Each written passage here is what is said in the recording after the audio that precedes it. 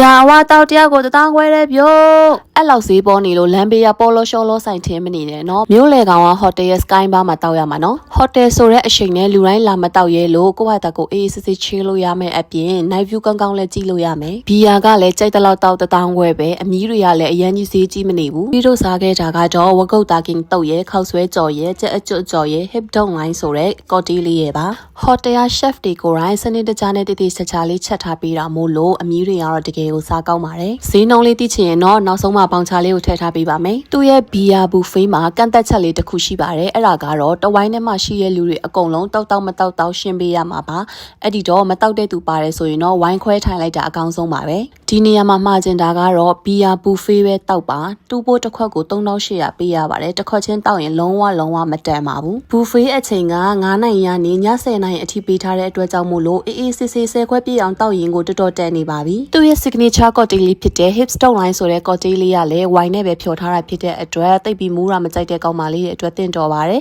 ချွတ်ချင်းလေးနဲ့လည်းတကယ်တောက်လို့ကောင်းပါတယ်လိပ်စာကတော့32လမ်း8586ကြားမှာရှိတဲ့ Nova Hotel ရဲ့ rooftop bar မှာပါကဲတအားကိုတန်လို့ညှိုးနေပြီဆိုမှတော့တစ်ခေါက်လောက်တော့ဘီယာဘူဖေးလေးသွားတောက်လိုက်ကြအောင်နော်